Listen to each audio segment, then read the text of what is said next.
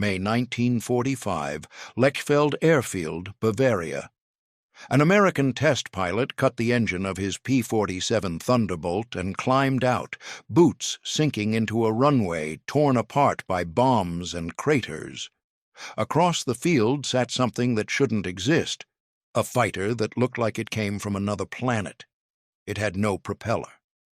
Its lines were sleek, almost predatory, broken only by two massive engines bolted under swept wings. The German mechanics nearby watched in silence. Faces equal parts, pride and defeat.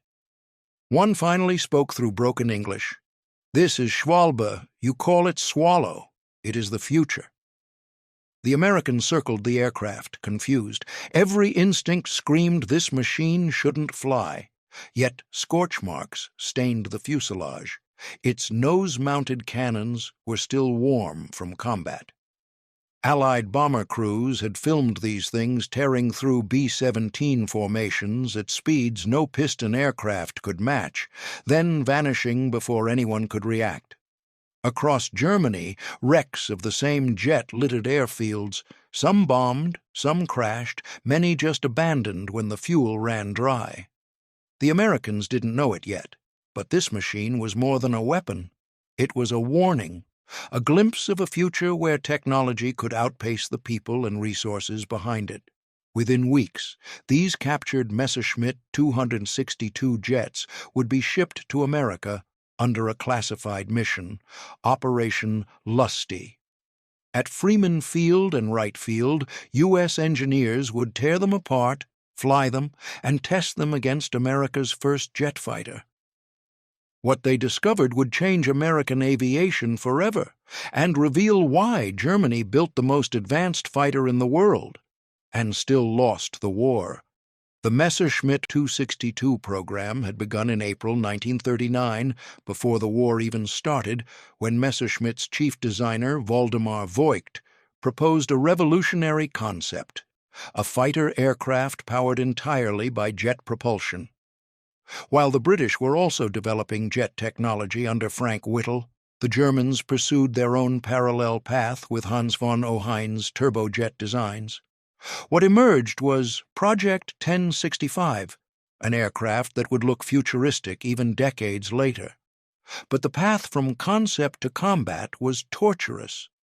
The first prototype flew on April 18, 1941, powered not by jets, but by a conventional Junkers Jumo 210 piston engine mounted in the nose, driving a propeller. The intended BMW 003 turbojet engines weren't ready. When they finally arrived and were installed alongside the safety piston engine, both jets failed during the first flight. The pilot had to limp home on propeller power alone. It wasn't until July 18, 1942, that a Messerschmitt 262 flew successfully on jet power alone. Even then, the program faced constant setbacks. Engine development crawled forward through metallurgical challenges and material shortages. Hermann Göring, head of the Luftwaffe, repeatedly cut funding for jet research. Adolf Hitler himself would later insist the Messerschmitt 262 be developed as a bomber rather than a fighter, diverting resources and delaying deployment. The first operational Messerschmitt 262 didn't enter combat until July 1944, more than 5 years after the program began. By then, Germany was losing the war on every front. American bombers were pulverizing German industry. Allied fighters owned the skies. The Normandy invasion had succeeded. Yet suddenly, German pilots were flying aircraft that could outrun, outclimb, and outgun anything the Allies possessed. A typical Messerschmitt 260U A-1A fighter variant weighed approximately 14,400 pounds, fully loaded. Two Junkers Jumo 004B axial flow turbojet engines, each producing 1,984 pounds of thrust, gave it a maximum speed of 540 miles per hour at 20,000 feet. This was 120 miles per hour faster than a P-51 Mustang, the fastest Allied fighter in Europe. The armament was devastating. 4 30mm Mk-108 cannon in the nose, each firing explosive shells that could tear a bomber apart with just a few hits. The convergence pattern created a cone of destruction that German pilots called the Fist of God. British test pilot Captain Eric Brown, who would eventually fly 487 different aircraft types during his career, would later call the Messerschmitt 262 the most formidable aircraft of World War II. He wasn't exaggerating. When Messerschmitt 262s attacked bomber formations, the results were catastrophic.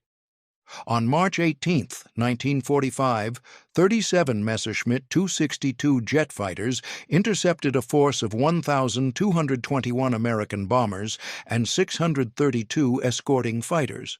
The jets eliminated 12 bombers and 1 fighter while suffering minimal losses themselves. The engagement lasted minutes. American bomber crews described the jets as gray blurs that appeared from nowhere, fired with devastating accuracy, and vanished before the escorting fighters could react. Lieutenant Valmore Baudreau, a P-47 Thunderbolt pilot with the 365th Fighter Group, described his first encounter with a Messerschmitt 262. "We were at 23,000 feet, cruising at about 300 miles per hour. Suddenly, this thing came past us like we were standing still. No engine sound, just this weird whistling. By the time we turned toward it, the pilot was already 2 miles away. It wasn't a dogfight. It was like watching a race car pass a bicycle." Allied pilots quickly learned that conventional air combat tactics were useless against the jets. You couldn't catch them in level flight. You couldn't climb with them. Trying to turn fight was suicide because the Messerschmitt 262 would simply accelerate away, climb to altitude, and attack from another angle. The only reliable way to counter them was to attack during takeoff and landing when the jets were most vulnerable, or catch them on the ground. This wasn't about pilot skill. This was about physics. The Messerschmitt 262 operated in a different performance envelope than any piston-engine fighter, but there was a problem that Allied intelligence officers didn't initially understand. The same revolutionary technology that made the Messerschmitt 262 terrifying also made it extraordinarily fragile. In late April 1945, as Germany collapsed, Colonel Harold Watson and his team of air technical intelligence officers began a race across Europe. Their mission, codenamed Operation LUSTY, Luftwaffe secret technology, was to capture advanced German aircraft before they could be destroyed or seized by Soviet forces. Watson was a former Wright field test pilot who understood aviation engineering intimately. He knew that scattered across German airfields were aircraft that represented years of advanced research, designs that might take American engineers a decade to develop independently. His team, nicknamed Watson's Whizzers, included test pilots, mechanics, and intelligence officers. They traveled with a blacklist of priority targets: jet aircraft, rocket fighters, advanced bombers, anything that represented technological leaps beyond Allied capabilities. At Lechfeld Airfield near Augsburg, they hit the jackpot. 9 Messerschmitt 262 jets sat on the field, some damaged by bombing, others intact but abandoned when fuel supplies evaporated. German mechanics, now effectively prisoners, agreed to help restore the aircraft in exchange for better treatment. Several German test pilots, including Karl Bauer, Messerschmitt's chief test pilot, and Ludwig Hoffmann, who held multiple world glider records, joined the effort. They knew these aircraft better than anyone alive. American pilot Lieutenant Robert Anspach, assigned to Watson's team, walked up to his first Messerschmitt 262 with a mixture of excitement and apprehension. It looked like a fighter from 20 years in the future, he later recalled. The swept wings, the smooth lines, the engines hanging under the wings like bombs. Nothing looked familiar. I thought, how the hell am I supposed to fly this thing? Karl Bauer, the German test pilot, provided basic instruction. His English was limited but serviceable. "Throttle very slow," he emphasized repeatedly, making careful hand gestures. "Too fast, engine kaput. Very important." The Americans didn't yet understand why. Lieutenant Roy Brown made the first American test flight of a captured Messerschmitt 262 in June 1945. He climbed into the cockpit, noting immediately how spacious it was compared to a Mustang or Thunderbolt. The canopy provided excellent visibility. The instrument panel was surprisingly logical, though all markings were in German. The tricycle landing gear configuration was unfamiliar. Most Allied fighters used tail-wheel designs. Bohr stood on the wing, pointing to instruments and controls, explaining procedures. "Start engines one at a time. Wait for stable running. Never move throttles quickly." "Never." Brown nodded, memorizing the sequence. The startup was unlike anything he'd experienced. No roar of cylinders firing, no vibration through the airframe, just a rising whistle that climbed in pitch as the turbines spun up. When both engines reached operating speed, Brown taxied out. The nose-wheel steering took adjustment, but the ground handling was actually better than tail-draggers. He advanced the throttles carefully, exactly as instructed. The acceleration was surreal. No torque, no propeller wash, just smooth, relentless thrust, pushing him back in the seat. At 90 miles per hour, he rotated gently. The Messerschmitt 262 lifted off after a remarkably short ground roll. Brown's combat report, filed later, was almost poetic. The aircraft climbs like it's falling upward, no vibration whatsoever. Controls are responsive and precise. Speed builds faster than any aircraft I've flown. It whispers rather than roars. Navigation charts become almost useless because you're covering distance so fast. This isn't just a faster fighter, it's a different category of machine entirely. But as American pilots accumulated flight time in the captured jets, they began noticing disturbing patterns. Engine failures were common. Some were minor, requiring restart procedures. Others were catastrophic. On one flight, an engine seized completely, the turbine wheel disintegrating inside the nacelle.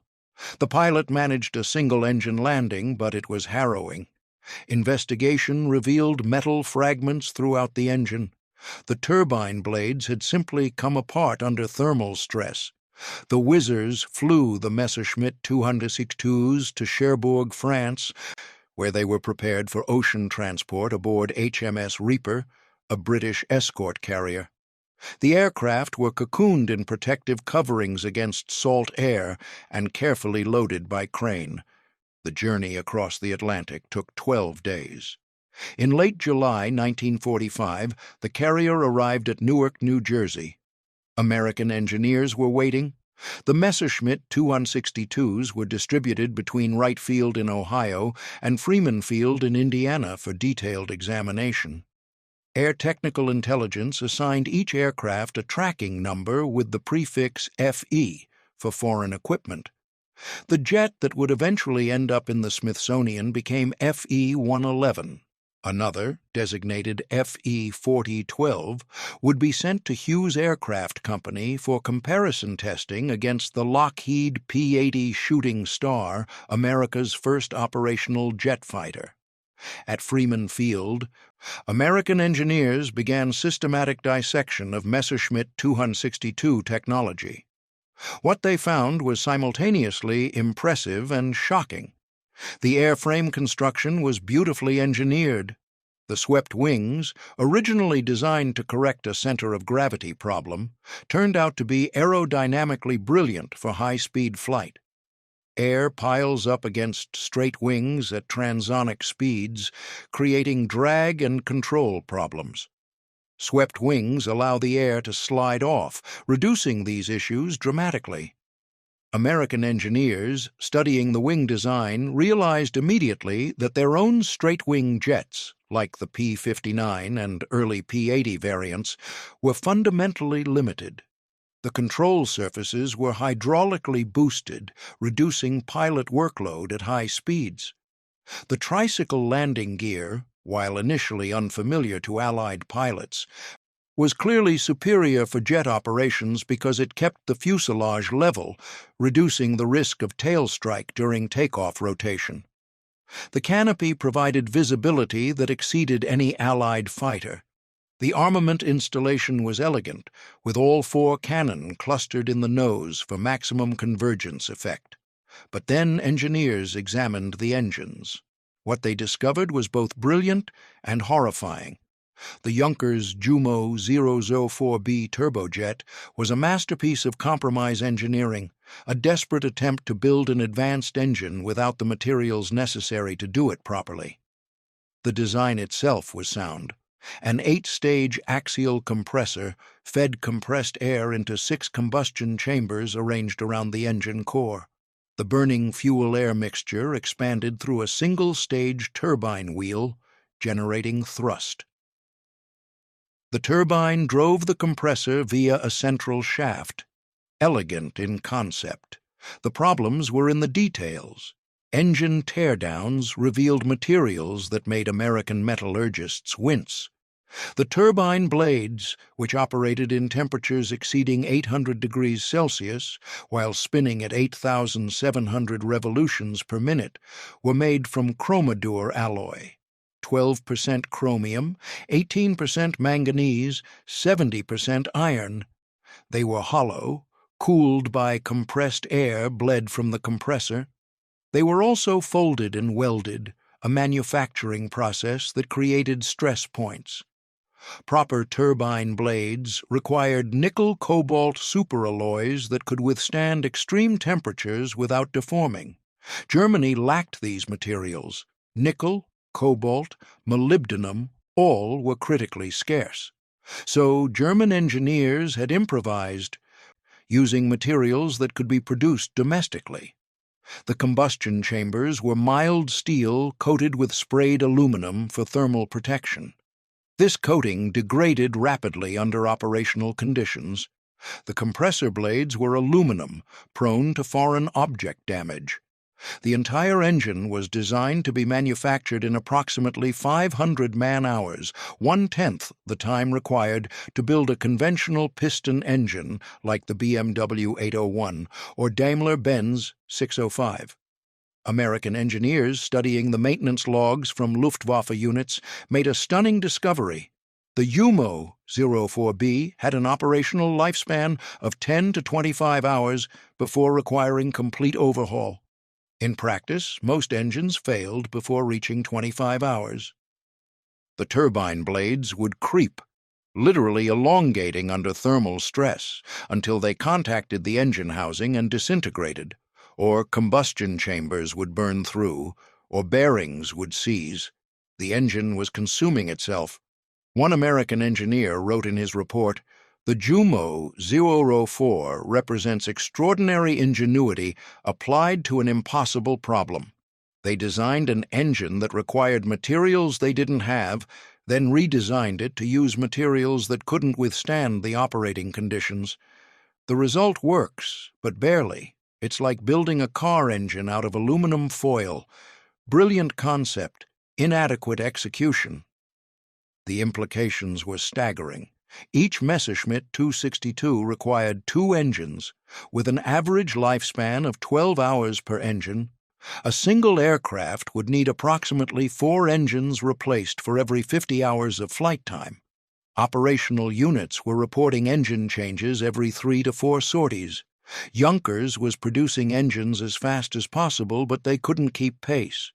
At peak production, Junkers manufactured approximately 8,000 Jumo 004 engines total. Sounds impressive until you realize that operational Messerschmitt 262 squadrons were burning through engines faster than new aircraft were being built. The flight test program at Wright Field compared the Messerschmitt 262 directly against the Lockheed P-80. The tests were sobering. The German jet was faster at altitude, more maneuverable in certain regimes, and better armed. Its acceleration was superior. The swept wings performed better approaching transonic speeds. American test pilots admitted the Messerschmitt 262 was the better fighter, but it was also unreliable to the point of being operationally questionable. During tests at Wright and Patterson fields, FE-4012 logged 4 hours and 40 minutes over 8 flights. 4 engine changes were required. 2 resulted in single-engine landings. After the 4th engine failure, testing was discontinued. The maintenance burden was simply unacceptable. An American mechanic summed it up. You could pull the cowling and swap a Jumo engine in about 30 minutes with proper equipment. That's impressive. But needing to swap engines every 10 hours means your mechanics spend more time changing engines than pilots spend flying. The psychological reports from captured Luftwaffe pilots added another dimension. Many described being terrified of engine failures, particularly during takeoff. If a Jumo 004 failed below 180 miles per hour, the aircraft was almost certainly lost. The Messerschmitt 262 couldn't maintain altitude on a single engine at low speeds. Pilots learned to immediately jettison the canopy and prepare to bail out if they heard unusual engine sounds during climb-out. Ground crews lived in constant fear of compressor stalls. Advancing the throttles too quickly would dump excess fuel into the combustion chambers before airflow could match it. The temperature would spike, softening turbine blades. Sometimes they'd fail immediately, sending metal fragments through the engine. Sometimes the damage was progressive, the engine failing hours or days later. Either way, pilot error in throttle management was the leading cause of engine destruction. American engineers also studied the operational data from Luftwaffe units. The numbers told a grim story.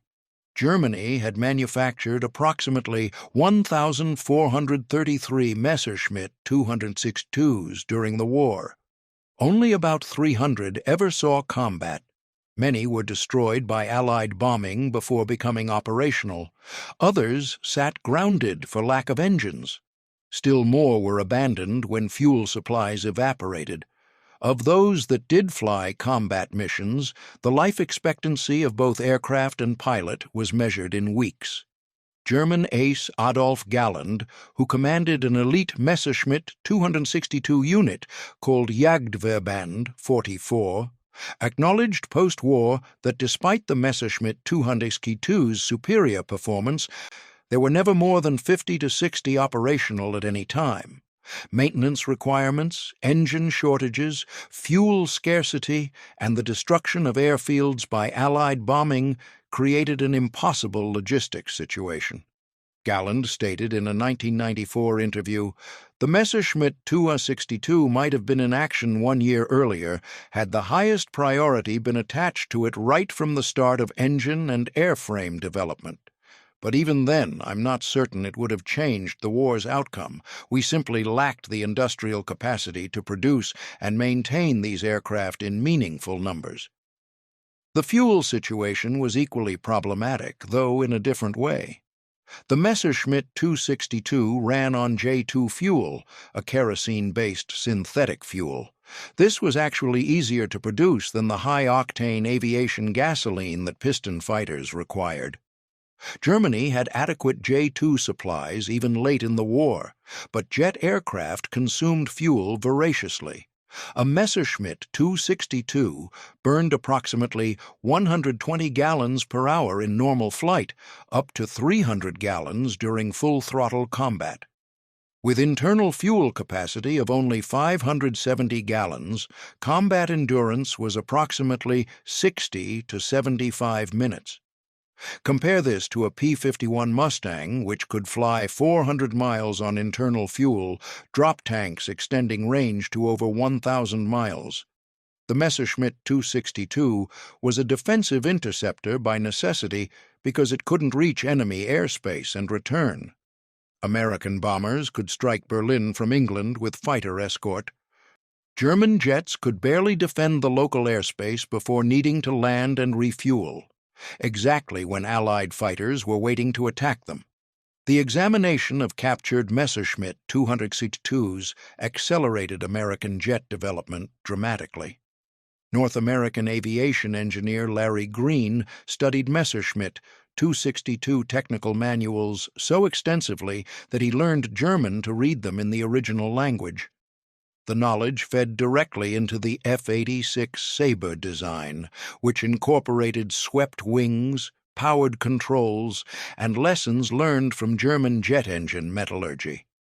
The Soviet Union also captured Messerschmitt 262s and Jumo engines, reverse engineering them into the RD-10 engine that powered early Soviet jets like the Yak-15. British engineers studied the swept-wing design for their own jet programs. The Boeing B-47 Stratojet bomber, which would become the backbone of Strategic Air Command in the 1950s, used a wing design heavily influenced by Messerschmitt 262 aerodynamics. Even today, most jet aircraft feature swept wings, a design choice pioneered by necessity on the Messerschmitt 262 and validated by American testing of captured examples. But the most important lesson wasn't technical, it was strategic. American engineers realized that technological superiority alone doesn't win wars. The Messerschmitt 262 was objectively better than any Allied fighter. It was faster, better armed, and represented a generational leap in aviation technology. Yet it failed to achieve strategic effect because Germany lacked the industrial capacity to produce it in meaningful numbers, the materials to make its engines reliable, the fuel to keep it flying, and the time to train pilots in its use. An American intelligence report from September 1945 synthesized the findings. The Messerschmitt 262 represents the most advanced combat aircraft examined to date. Its performance exceeds all Allied fighters. However, material shortages, particularly in engine metallurgy, reduced reliability to unacceptable levels. Production numbers were insufficient to affect strategic outcomes. Training programs were inadequate. Most critically, the aircraft arrived too late to influence the war's trajectory. Had it been available in 1943 with reliable engines and adequate fuel, the air war over Europe would have been substantially different. As deployed in 1944-1945, it was a remarkable weapon rendered ineffective by Germany's collapsing industrial and resource base. The human cost was documented in Luftwaffe records captured by Allied intelligence. Messerschmitt 262 pilots faced appalling casualty rates. Many were experienced fighter pilots retrained on jets with minimal instruction, sometimes as little as 10 hours in the aircraft, much of it spent learning engine management rather than combat tactics. When engines failed, which they did regularly, pilots had seconds to react. Many didn't survive. Others were shot down by Allied fighters during vulnerable takeoff and landing phases. The claim ratio was impressive. Messerschmitt 262 pilots claimed 542 Allied aircraft destroyed while losing only 100 jets in air-to-air combat. But these numbers don't account for aircraft lost to mechanical failures, accidents, and ground attacks. Total operational losses probably exceeded 300 aircraft, with pilot casualties proportionally high. By May 1945, the Luftwaffe's jet program was finished. The few remaining Messerschmitt 262s sat abandoned on cratered runways or hidden in the tunnels where they'd been manufactured. American forces captured the underground facilities where slaves had assembled aircraft from components manufactured across Germany. They found half-completed airframes, stockpiles of Jumo engines, and technical documentation showing designs for even more advanced variants that would never be built. At Freeman Field, American pilots demonstrated the captured Messerschmitt 262s at air shows, illustrating to military officials and the public why jet fighter development needed priority funding. The demonstrations were impressive, but carefully managed. Engine reliability remained problematic, even with American maintenance procedures and parts. Of 10 Messerschmitt 262s that Watson's Whizzers had rebuilt, only 2 would survive more than a year in American service. The others were destroyed in accidents, engine failures, or landing gear collapses, the Messerschmitt 262's notoriously fragile landing gear being another design compromise. In 1985, at a reunion in Phoenix, Arizona, former German and American fighter pilots met as friends. General Lieutenant Adolf Galland, by then 80 years old, reflected on the Messerschmitt 262. "We made a terrible mistake in 1943. We saw the potential but lacked the industrial capacity to realize it. The Americans understood something we didn't.